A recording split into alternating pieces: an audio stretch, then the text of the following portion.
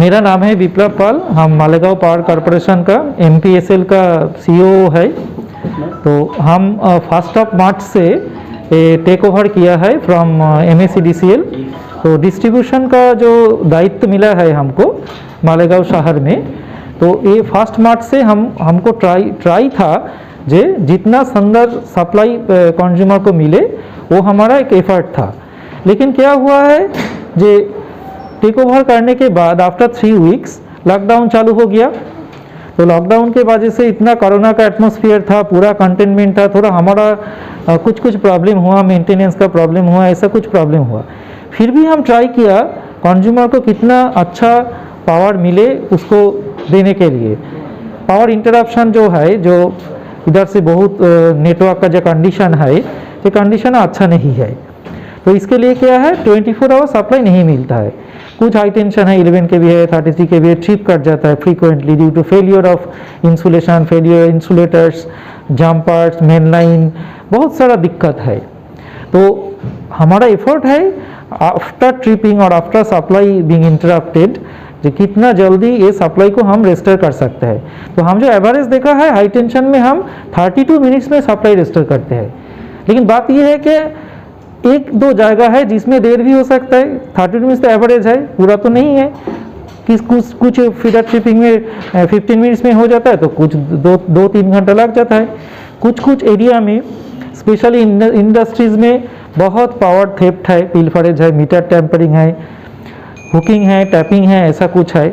तो जिस एरिया में ऐसा है सबको हम निवेदन करेंगे जे ये इसमें इन्वॉल्व मत होइए। इसमें कोई पावर थेफ्ट में अगर आप रहेंगे तो अच्छा कंडीशन का सप्लाई नहीं मिलेगा, 24 आवर्स का सप्लाई नहीं मिलेगा, एक्सीडेंट भी हो सकता है, ह्यूमन सेफ्टी, इक्विपमेंट सेफ्टी भी खराब हो सकता है।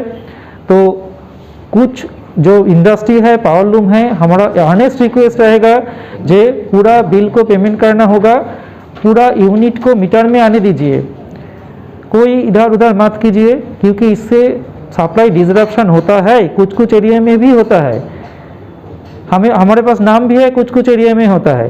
तो ये आपसे विनीत निवेदन है हमको जे पावर थेफ्ट से आप पावर थेफ्ट में मत जाइए सर। जो तो इसलिए हमारा जो डेटा बिल्डिंग है पावर थेफ्ट के लिए, पिलफरेज के लिए डेटा बिल्डिंग हमारे पास होता है, सब रिकॉर्ड हमारे पास है।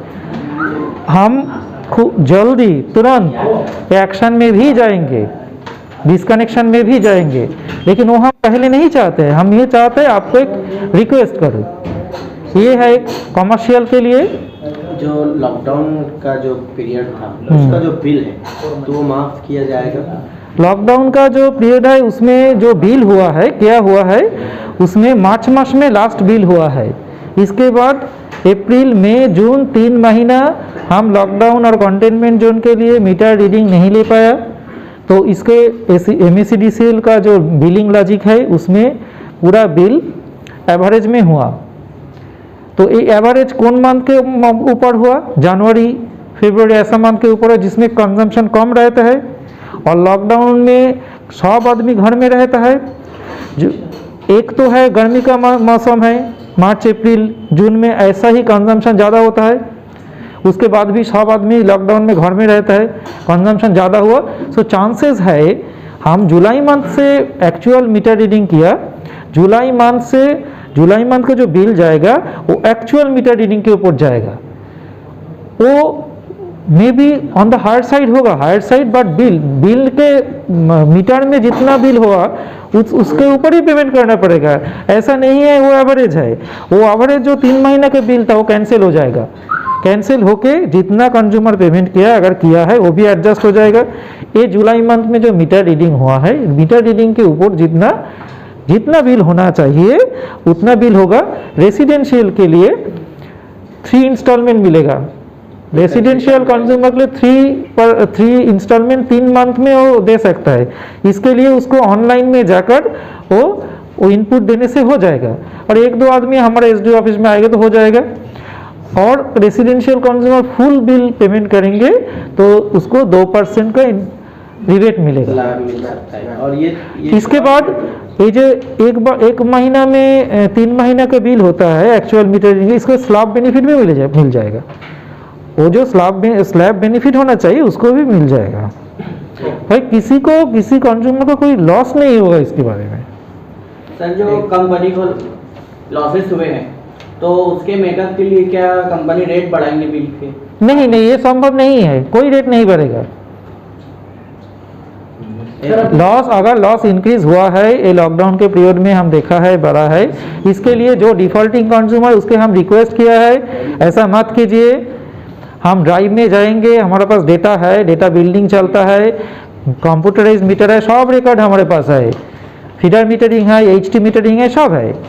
तो वो हम ड्राइव में जाएंगे, जो आइन मुताबिक एक्शन है वो लेंगे, लेकिन जो डिफॉल्टिंग नहीं है उसके पास एक भी पैसा का इंक्रीज होने का कोई बात ही नहीं है। सर इस मंथ में काफ़ी ज़्यादा बिजली जा रही है, मतलब इस महीने देखिए, एक तो नेटवर्क कंडीशन हम तो एक्सप्लेन किया ही है आपका, 11 के भी 33 के भी नेटवर्क का कंडीशन ज़्यादा अच्छा नहीं है और बारिश चलता है। इस बारिश का सीजन में आपका जो इधर जो इतना पेड़ है, इतना इंसुलेटर में प्रॉब्लम फॉल्ट हो जाता है। ऐसा भी हुआ है जो एक आध फीडर में मल्टीपल लोकेशन में फॉल्ट हुआ है, इंसुलेटर ब्रेक कर जाता है। कुछ एरिया में ज़्यादा चोरी है, चोरी के लिए ओवरलोडिंग भी होता है। सब कुल मिलाकर ये हुआ है। हमें सोचा है सितंबर से अगस्त मंथ में थोड़ा ये रहेगा, हम नहीं बोलेंगे नहीं रहेगा, अगस्त मंथ में भी यही रहेगा, लेकिन सितंबर से सिचुएशन इम्प्रूव करना शुरू होगा। लेकिन ये जो इतना खराब नेटवर्क है ये पूरा ठीक करने के लिए टाइम लगेगा, ये एक दिन का काम नहीं है, एक महीना का काम नहीं है, लेकिन सितंबर से इम्प्रूव करेगा। ये आपके जो कंज्यूमर है उनसे कोई अनुरोध करना चाहेंगे आप? कोई गुजारिश? कंज्यूमर को हम एक ही अनुरोध करेंगे, जो हमारा जो लास्ट 4 मास में कलेक्शन हुआ है बहुत कम हुआ है, डेटा आपको दे दिया है, तो सबको अनुरोध ये करेंगे जो बिल भरने के लिए हैं आप बिल पेमेंट कीजिए। अदरवाइज डेली एक्सपेंसेस जो हमारा है बहुत खर्चा है, पावर परचेज कॉस्ट है सो हाई है, हमारा इंटरनल भी एक्सपेंसेस है, वो अगर हम मीट नहीं कर सकेंगे तो सर्विस अच्छा तो नहीं होगा। तो इसके लिए उसके पास हमारा रिक्वेस्ट रहेगा कंटिन्यूस पावर के लिए प्लीज़ पे bill and defaulting consumer industry power loom. और एक बार रिक्वेस्ट करते हैं जे चोरी मत कीजिए, हैं चोरी मत कीजिए, फुल बिल पेमेंट कीजिए। ठीक है।